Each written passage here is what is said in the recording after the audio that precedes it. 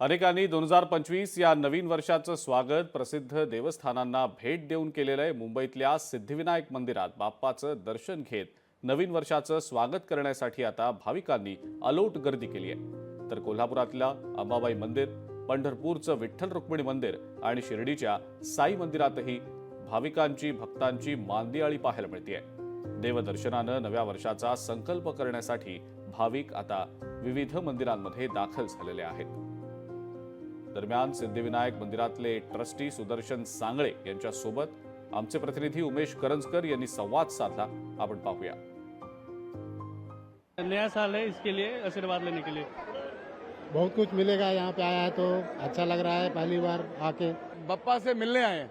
नया साल में पहला दिन बप्पा के साथ, और क्या चाहिए। 2025चं स्वागत सगळ्यांनी जल्लोषाने करायला सुरुवात केलेली आहे।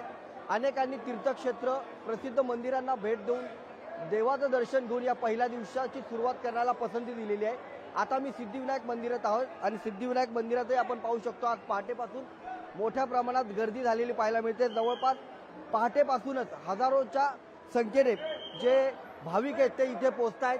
भाविकांकडून सकाळपासूनच बाप्पाच्या सर्व या मंदिर परिसरामध्ये मोठ्या प्रमाणात गर्दी झालेली पाहायला मिळते। आपल्यासोबत जे ट्रस्टी आहेत सुदर्शन सांगळे सर, यांच्याशी आपण बोलूया। सर, आज वर्षाचा पहिला दिवस आहे। आपल्या सगळ्यांना माहिती आहे की मोठ्या प्रमाणात राज्यभरातून नाही तर देशभरातून भाविक आपल्या मंदिराला दर्शना घेण्यासाठी आहेत। भाविकांसाठी नेमकी काय व्यवस्था केलेली आहे मंदिर प्रशासनाकडून? 1.5 महिन्यापासून आम्ही या कार्याला लागलेलो आहे। आम्हाला अपेक्षित आहे की एवढी गर्दी होणारच। त्यासाठी आम्ही साने गुरुजी उद्यान मार्गाजवळ मंडप घातलेला आहे रांगेसाठी।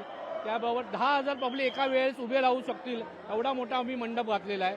त्याचबरोबर स्वच्छतागृह ठेवलेलं आहे। स्त्रियांसाठी वेगळी रांग ठेवलेली आहे, पुरुषांसाठी वेगळी रांग ठेवलेली आहे। त्याचबरोबर त्यांच्यासाठी पाण्याची सोय त्यांच्यासाठी केलेली आहे भाविकांसाठी।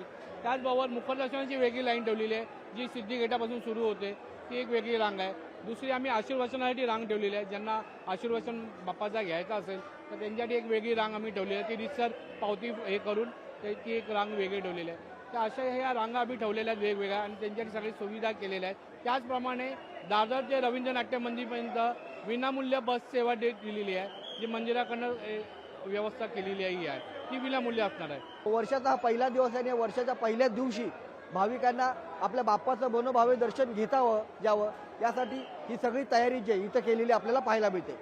कॅमेरामन विनीत सोबत उमेश करंजकर, लोकशाही मराठी, मुंबई। लोकशाही मराठी ऐका, पहा, जागरूक रहा।